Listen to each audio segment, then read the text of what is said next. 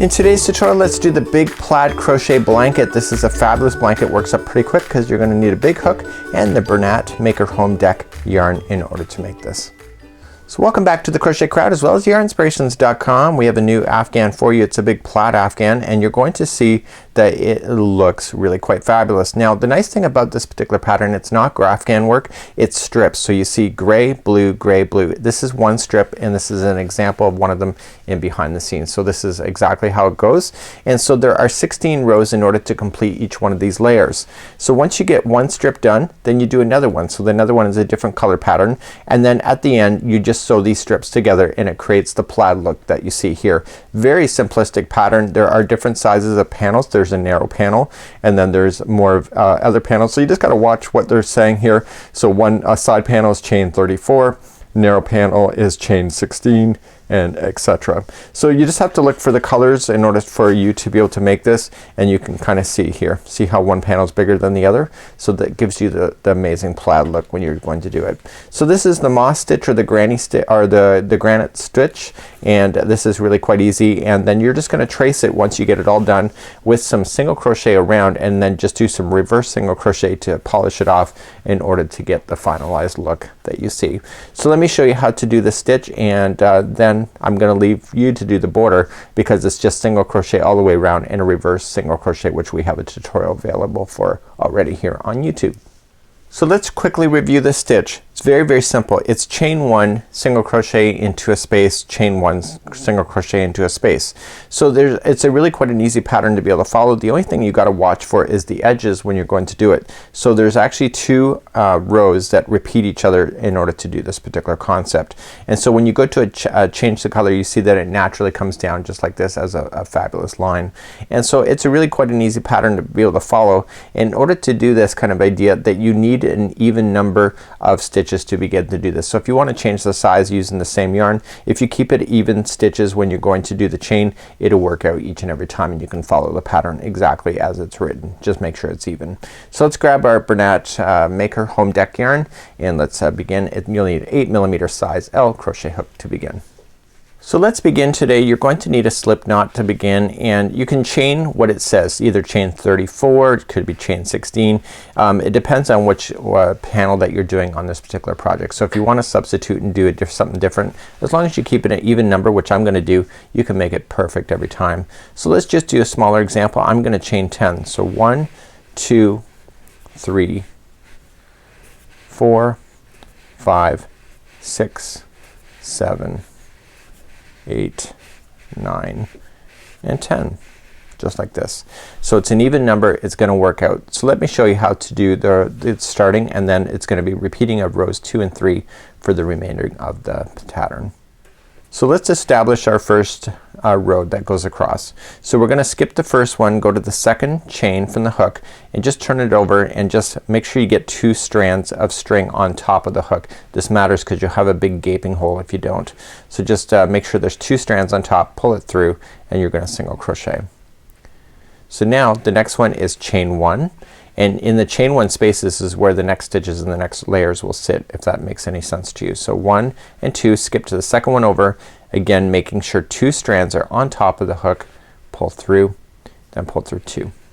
So chain 1, skip the next one, and go into the next one after that. Again, 2 strands on top. So you want to do that for the duration of your chain, no matter what size that you're working on. This pattern is so versatile, you can virtually use this pattern for anything that you have for crochet. And you'll see this a lot in stitches here on Yarnspirations as well. So you're just gonna go right into the very last stitch. Okay, so when you skipped over it, the last stitch was the last one left for you. So let's turn and we're gonna start showing you rows number 2 and 3, and those are the repeat for the entire duration of your afghan. So let's turn our work and go for row number 2. So what happens here is that you have single crochets on the edge, you have a space, and then single crochet, and then space. So you're gonna play within these spaces, but there's a difference of rows number 2 and 3 because the space changes location every other row. So we're gonna first of all chain up 1, and you're always gonna put a single crochet into the first one. Okay, So because the chain 1 is the next stitch here, you have to fill that in with a single crochet on this time. So every time you hit this row that's what you have to do. And now you're gonna establish the rest of the row except for the very end of being the same. So it's chain 1, skip 1, and go to the next chain 1 space. And so you're just gonna fill in these chain 1 spaces as you go. So chain 1, okay, and go to the next chain 1 space. And you're gonna keep doing that all the way across. So when you get to the final edge, just like you filled in and put a single crochet in the one just before the edge, that'll happen on the other side too of this particular row. So chain 1 going into the next chain 1 space, and look, there is the edge which is the next one, so you're immediately going to put in a single crochet. So whenever you're on row number 2, there will always be 2 single crochets side by side each other on the edges. So let's turn our work and do row number 3. So row number 3 is gonna start off slightly different. So we're gonna chain up 1 first. The first one will always get a single crochet. So if you look to the row below, there's already a single crochet there, and then the space is here. So that means that we need to chain 1 first to jump over this single crochet in order to get to this chain 1 space. So that's where you're gonna do your single crochets, right in the chain 1 space. So do you see on row number 2 there was 2 singles in a row. Row number 3 there's 1 at the start, but now you start jumping immediately.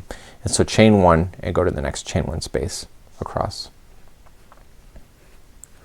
Just like this. So in this particular pattern what happens is that it's gonna change colors every 16 rows. So you can easily count these. So you got 1, 2, and 3. So chain 1 just like so. This is a single crochet. You're gonna skip over it and just immediately go right into that last stitch just like you see. So let's turn our work and go back to row number 2. So chain 1 and single crochet always into the edge.